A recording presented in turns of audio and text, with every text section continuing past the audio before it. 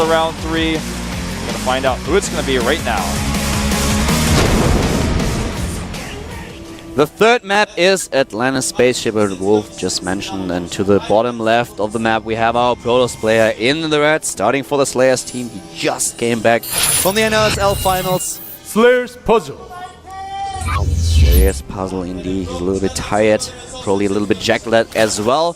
But he slept today for a really long time, woke up at 4 PM, was woken by his coach, by Seller. And now he's up against his opponent in Code A in the second round. Starting to the top right, we have the Zerg for the StarTale team. We have StarTale Curious. Curious, I like to call him the Stone Cold Killer. And, well, look at him. I don't know, just gotta stress this. He looks so That's his game face. Yeah, it's the game face for sure. Some people have a poker face, he has a StarCraft face. It's a good StarCraft face, man. If I had to face this guy, I don't know if I could do it, man. I'd be like, I have to look away. You're a little bit of a scatty cat. Nah. Yeah. Nah. Yeah. Nah. I respect, you know, the power in that man's eyes. Well, we have a pool first building here for Curious. He's obviously going for a gases expand. And what is Puzzle going to do? Certainly. Oh, I actually expected a Nexus here. I actually expected Nexus first on the map, as huge as this one, but he goes straight for the Forge. He waits a little bit until he gets the scouting information and then drops the Nexus. Sorry, the Forge. Yep, and he puts a pylon, then sends a pro back into the main. Wants to make sure Curious is not taking gases. Curious right away going into drone to the third. No hesitation. Boom. Comes back, might cancel pylon. Indeed he does. Dropping those cubes all over the Atlantis spaceship. I hope he cleans those up. Somebody has to clean it, but it's probably Automat in 2000. Yeah, probably. Coolest critter ever. Yeah, I like the automaton, but actually, I want to express something I've been missing a lot. Alright, are there any map makers out there? I have a really big criticism. This is something not a lot of people talk about. And I may value this more than most people, myself personally. But where are all the Scantipedes? Where have the Scantipedes gone? Alright? This is what I'm curious about. Where are all the Scantipedes? Have they evacuated? Alright, there's no reason why the Scantipedes would not lurk around. The areas are still habitable. Just because dual site is out of the map pool doesn't mean that Scantipedes can't live in outer space. Alright, just because there's no more Belshire Beach doesn't mean Scantipedes don't hang out on Ohana. Alright, where are the Scantipedes? This is a question I'm asking everybody. They're probably extinct. Absolutely not. Scantipedes have so many legs and they're the most intelligent creatures. Have you noticed a Scantipede never picks a fight with any unit of any kind? Because he knows that his fight cannot win. That would be a really stupid Scantipede. That's why they don't do it, man. All Scantipedes are smart. Do you know how many legs a Scantipede... Brilliant deduction. Do you know how many legs a Scantipede has? 6? No, nobody knows. Fair enough. Stargate, again, Puzzle really likes the Stargate opening, and he shows it once more. We have the Overlord hovering at the natural and spotting exactly what is going on for Puzzle. Curious now once more with the 3 bases. And I like this map for the Stargate opening. This is just a horrible map for Protoss in general, I think. It's really hard to actually make something happen. Usually we see timing attacks on 2 bases with the forward pylon, of course. But it's really a map that works in favor of the Zerg player if you give him too much time, because you can take just expansion over expansion and put yourself into a really comfortable position economy-wise and follow it up with tech. If you have a nice gateway attack, this can be quite troubling, but Curious here is probably really happy that he has to face his opponent on this third map. Yeah, and I mean, this is a good map for Protoss against Terran, but against Zerg, you're right. This is about as bad as it gets. I mean, dual sight may be worse. I mean, not dual sight, sorry, Crossfire. But luckily, that name will probably not be spoken of again for quite some time. I'm sorry that I brought it up. There are actually a couple of ESV maps that have been developed, and I had a look at them recently, and one of them looks a little bit like Crossfire. I think the map maker wanted to revive Crossfire in a way that it's actually viable. It looked really interesting. I didn't have a really close look at it, only briefly skimmed over the map icons, and I had a quick look at it, maybe a few seconds, but it looked really interesting. I would like to see this map in action. Maybe one of the few maps that we might see next season, and I'm sure that we are getting a couple of updates to the map pool soon again. Yeah, I think we will. I think some of these bigger maps have to go. Yeah, I think so too. The way that Metropolis is big is a way that I like, but the way that this map and Whirlwind are big is something I do not like. We have the Spore Crawlers already for Curious. Of course, he knows what's coming, and he reacts with Spore Crawlers. He builds additional queens. We have him with the lair tech, and at this point, he's ready to defend. He is ready to defend here. He has 60 drones. He's droning up, and a lot of Spore Crawlers. The last game, he lacked 1 or 2 Spore Crawlers. Every single time Puzzle was able to get in a position where he could do at least a bit of damage, could take down the additional Overlord. But now we have him with a lot of Spore Crawlers trying to defend against this. The extra Queens, of course, also a huge contributor. And there they are, 9 additional drones. He's really droning up heavily. And also has a few creep tumors already placed down to the right side of the map in order to not only cover ground and get the speed upgrade, but at the same time also just scouting for pylon. The farther he pushes the creep, the better for him in order to detect an attack early on and maybe even spot the probe.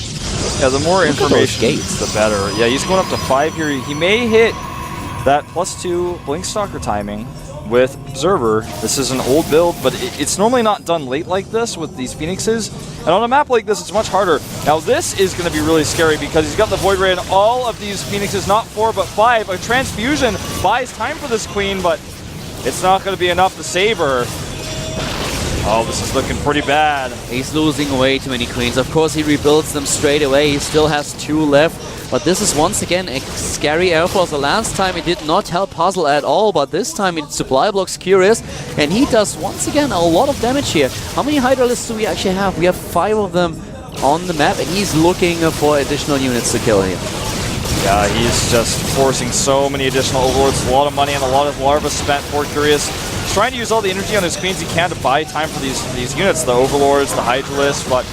another Overlord dies. Yeah, he just took down a Hydra. And there are 3 Queens at least able to do some damage and force his opponent back. But this was well done. And once again, look at this. How much damage he was able to do. 1,600 resources lost against 375. And this time he does not go Colossi. He's going for the Blink Stalker fall. +2 is on the way. Blink is almost done. And of course, the Spire. Yeah, he may actually try to just hold the Hydralisk push with Blink Stalkers alone and try to cut the Colossi out of the build, at least for now, making Immortals, because he knows Roaches are going to be quite heavy in this as well. I really like the way that Puzzle's following this up, and this is a map where you can follow up like this. You don't need the Colossi, because it's going to take the Hydra so long to get across the map that you're going to be fine with Blink Stalkers if you can control them well. As soon as he builds the Corruptors, they will be, except for the Corruption spell, they will be useless. So he looked at the last game and he saw, okay, my opponent followed up with a Spire immediately because he knew I would go Colossi here. This is the standard follow-up for this, because the Hydralisks are just so strong against gateway units. So this time I'm trying to just change things a little bit. I will build Immortals and I will back them up with Blink Stalkers. And loses a few of his Phoenixes here, which was a bit uncharacteristic, but still. He has to be so careful with these Phoenixes because they're also critical in helping this Hydralisk push to be stopped as well. Blink Stalkers are great, but the one reason why you build Hydralisks is because, as mentioned, they are awesome against gateway units. They are really strong. So he has to blink very well in order to make this work. And now we have, how did he spot this? We have no Corruptors. What did he see? Did he scout the main base? Did he have an Overseer that we just missed? Let me because check. He goes straight went in the from main Infestation Pit. And yeah, he has seen everything. He knows there's no robotic support bay. Yeah, he's pretty aware of what's going on. I think Legend might have shown it on camera. We are currently looking at our own screen because we are just comparing supplies and upgrades. But, well, Legend might have shown it on camera, but there has to be, there was an Overlord. It has to be. He switches things. I think he cancelled even the Spire, or did he let it finish? I don't think so. Nah, it's there, but he doesn't really use it. He waits until he sees something. He's getting +1, and he knows that he will make Broodlords later. So it's going to be something that's important for him as the game goes longer. Puzzle with a third base up now. I feel like neither player is significantly ahead of the other one. I mean, Puzzle on a smaller map, I would consider him way ahead. But on a big map like this, Curious is taking the base and making 16 drones right now. He has the Infestors on the way. His scouting information is good. And yeah, he's got a lot of Hydras that aren't really going to be able to pull their weight too much here. But he's got a good defensive position. The Hydras will kill him with a fungal? With a fungal, yeah, but they're not going to be able to attack, I mean. So right now, Curious has got a strong defensive position with his Hydras. They're not going to be able to attack Puzzle, but Curious is already going towards that Hive tech. He's got 10 Infestors on the way, and I think he's in a really, you know, not in a great position, but in a decent one for sure. I think Curious in matters of defense, he is in an awesome position here. He goes to Hive, he gets all these spine crawlers, he builds 10 of them with all the drones that he just built. The upgrade advantage is really significant for Puzzle, he just pointed out, and the double upgrades for Curious will slowly but steadily enable him to kind of catch up. But defending against this, I think Curious will be able to pull this off. With all the spine crawlers, with the DPS that the Hydras have, as long as those Stalkers cannot blink, Curious should be fine when it comes down to defense. The Hydra DPS is going to be insane. He has, I think, like 20 Hydras out. Right now, 17. That is so many. They do have +2 weapons. Carapace just finished as well, but +3 is out for Puzzle. Does not have any Colossi to take down these spine. He's going to go. He has to move into range. And he's going down into this little kind of funnel point down here, this little half pipe, and it's going to be really hard for him to actually fan out if he does that. He needs to attack a different angle. He cannot engage against Festers with a concave on the other side. Stalker with a skateboard would have a lot of fun there. Oh, it certainly would, man. And if he needs to bail off the skateboard, it's really easy. He just blinks out. Is he really going to commit to this? He blinks a few Stalkers forward to get some vision up here. Blinks the rest. He blinks everything in there, and I have the feeling that there's only half an army for Curious currently. Yeah, the rest is walking towards the third base, and still he's blinking in there. It's just too much for Puzzle. Curious might have been a bit too over-eager in order to attack the third. You're right, and with that blink forward that he did, he was already on top of the units. The Fungals could not slow him down. He could not use the Hydra's range against him, and Puzzle's supply drops like crazy. 21 more roaches on the way, but he still has this strong Immortal push, and a lot of the supply of Curious right now is still in those eggs. It's not hatched yet. Curious will lose the third, but is he going, the fourth, but is he going to lose the rest? How many units has he actually killed at the third base? I don't think too much died. I don't think very much died at all. He's got a burrowed unit over here. There are no probe skills at all, and now he moves in once again with the Infested Terrans.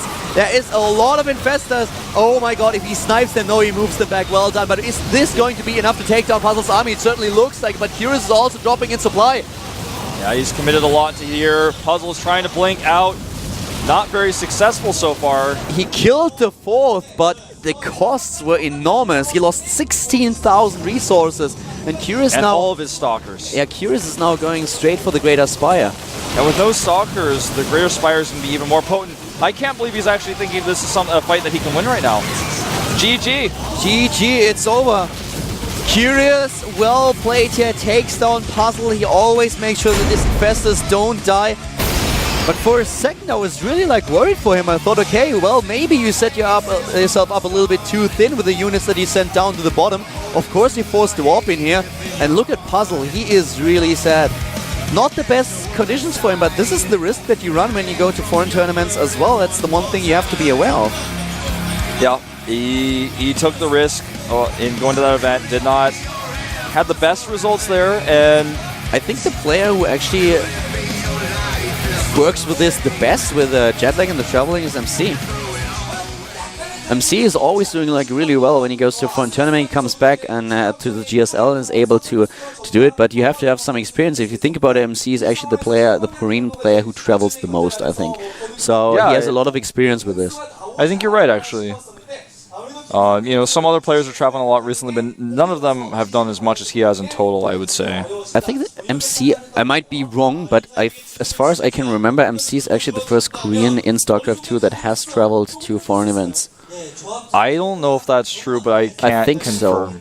I remember Nada was at IEM, and he was going to play against TLO in a show match, and he was denied to play. That's the first time I can think of a Korean being overseas playing like that. This is for StarCraft 2, though, not for StarCraft 1. Yeah, maybe it might be. Nada didn't play technically, so... I think I might have been before it, but in regards to tournaments and, Especially winning them. MC was the first Korean who actually won a foreign tournament. He has been around, that is for sure. And this guy really has a lot of experience with this. Puzzle is very jet-lagged. It was evident. Sel told us that before the match even started. And I can see, I could see like the way he attacked at the end of that game. He was just frustrated, tired. I can see him just going, all right, up and downs. Okay, I'm just going to do up and downs. And, you know, Curious has a history of advancing from that third round into Code S. He may do it again. That's, by the way, also one of the things that I really value about Sela. That he is actually always telling us exactly what's on. If a player is in good shape, he will tell us he's going to win today because he is just so great. And if a player did not practice all that much, he will tell us as well. I really love this. So I trust his opinion here. And here are today's results. Yep, today's results. Parting, advancing over Killer, Lenok over Life. And last but not least, Polt over Maru. Pretty close series there. Ganji withdrew from this season. He will remain in Code A next season, but decided to withdraw from this season because of personal reasons. Seems to be a wrist injury, as it was stated in GNN and some interviews. And then, of course, day 2-2. We just saw MMA, Yoda, Shine, and Curious advancing. Yeah, we have a Zerg, a Terran, and two Zergs, one Terran, and a Protoss. And remember, no, actually no Protoss at all. Actually, all the Protoss lost. I'm sorry, my bad. Every two single Zergs one. and two Terrans. There we go. Now, everyone who advanced today actually will be going to the third round. Now, who wins the third round gets that Code S spot. They get right back into Code S. Anyone else has to go through those up and downs, and that is not a place you want to be. The up and downs are arduous. It's so tough. It's so tough. It's almost as tough as winning the whole Code A tournament, because why? You're facing everybody who lost in the Code A tournament. Everyone who didn't lose in the first round, they're going to be scattered within your groups, and you're going to have to beat all of them. Only 2 people get out of these deadly groups of 5 players. It is intense, man. Up and downs are scary. They are really crazy. And, well, here you have, once again, the information about the GSL Code S finals and, of course, the GSL TL finals as well. Next week, gonna be sick. It is really gonna be awesome, man. I cannot wait. We don't even know who's gonna be in the finals yet. Our top 4 players are gonna be decided. Tomorrow. Yeah, tomorrow is gonna decide who is going to the finals. So make sure you tune into Code S and check that out, because that should be epic. Yeah, and the day after, here we have a quick look at tomorrow's games. It's going to be Seed against Beyond, and of course MC against Dongragu. And the day after this, we're having GSTL once again. We have MVP against FXO on Friday. And on Saturday, it is time for Slayers against TSL. Guys, keep in mind already, Saturday, once more, we will start a little bit early, not at 6 p.m. KST, but at 2 p.m. So 4 hours early? Yes. It's going to be about 1 a.m. if you're in Eastern Standard Time in the United States. So a little bit earlier. So if you live on the East Coast, stay up for it, because it should be exciting. Yeah, for the Europeans, it's 11 a.m. So that was a pretty good day of matches that we had. You know, the players that advanced were not too unusual. Oz lost. I think that was probably the biggest upset that we saw. Most of the other matches were pretty even in the morning session and in the afternoon. Yeah, especially Shine did a really good job. I'm a little bit sad that we saw Ace maybe not play on the same level that he did in the last up and downs. This was the Ace that I really loved in a very innovative style as well. But today he was really struggling, and Shine pulled through, so TSL will have 1 player already in the GSL Code S. For sure another one in the up and downs. We're going to find out soon enough who's it going to be. Next week, actually. And, well, this is it for today. Yeah, great job today. Casting with you was a real blast as usual. And we will see you guys next time this weekend for GSTL. Tomorrow is Code S. Make sure you tune in then. It's been a pleasure. See you tomorrow. Bye-bye. Test my will, test my heart. Let me tell you how the odds gonna stack up. Yeah, I go hard, I go smart. How's that working out for y'all in the back?